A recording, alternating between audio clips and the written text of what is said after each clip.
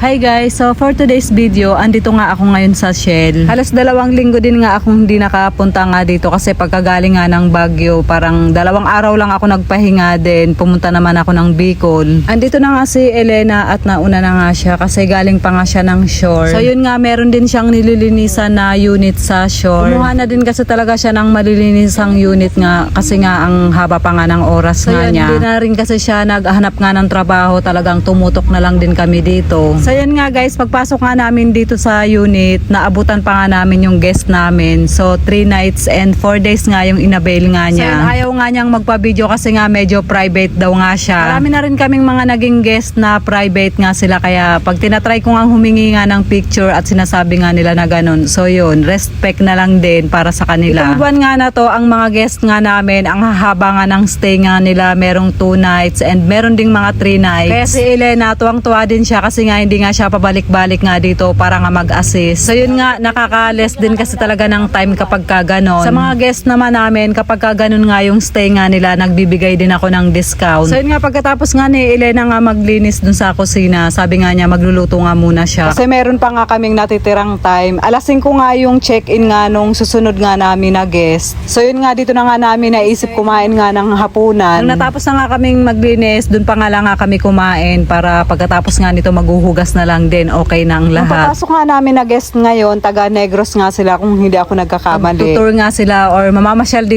sila dito sa Manila, pero nauna na silang namasyal sa Baguio. Magkasunudan lang nga kami kasi nga nagtanong nga siya sa akin kung ano raw ngang bus yung sinakyan namin papunta nga ng Pasay. Ang stay nga nila dito sa unit 3 days and 2 nights kasi nga mamamasyal pa sila dito. Nagtanong din nga siya sa akin kung ano nga yung mga magagandang puntahan. Sabi ko nga sa kanya, dito nga lang nga sa MOA, dikit-dikit na yung pwede niyang puntahan. Alak din nilang pumunta nga ng Venice Grand Canal. Alas 2 talaga sana yung check-in nga nila, kaya lang yung kasunudan nga nila na guest, nag-extend sila ng hanggang alas 4. Kaya ang nangyari, nag-adjust nga sila ng kaunti kasi gusto din nila dito sa unit nga tumuloy. Ang ginawa nga nila pagkagaling nga ng Baguio, dumiretso naman sila ng MOA at iniwan nga yung mga luggage bag nila sa may SM. So yun, libre nga lang nga yun, wala siyang bayad. Then habang nag-aantay nga ng time nila na mag-check-in nga dito, nag-ikot-ikot na rin sila sa MOA. Sabi ko nga sa kanya, susunduin nga namin sila nung kapatid ko kapag ka marami nga silang dala. Kaya pagkatapos nga namin kumain, dumiretso na nga kami dito sa MOA para nga masundo naman sila. Ang guest namin,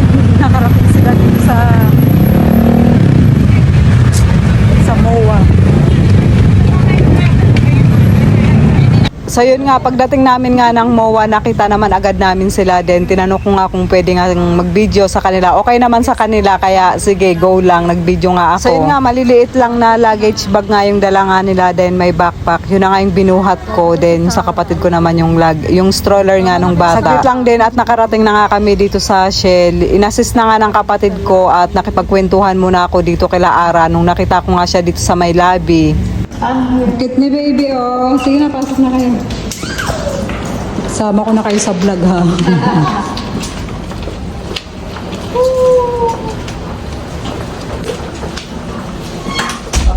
Ayun na siya. Open natin yung ilaw.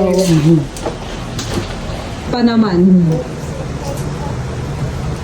Ayan na, nakakuha na ng toy si baby, oh. Ay, cute naman ni baby. Nakakuha na ng mga room. Uwi na kami.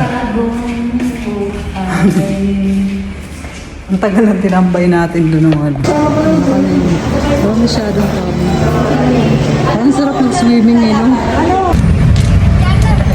Tambay muna kami.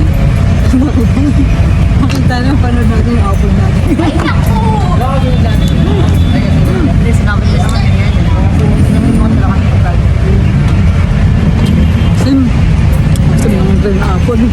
Paglabas nga namin ng unit, madilim na din. Nag-antay-antay lang din kami ng kaunti kasi last day na nga ng Pyro Musical ngayon, pero hindi kami nanood. Dito lang din kami sa may tapat nga ng Alphamart. So yan na guys, hanggang dito na lang po yung ating video for today. Maraming salamat po sa inyong panonood. Mag-iingat po kayo palagi. God bless and babush!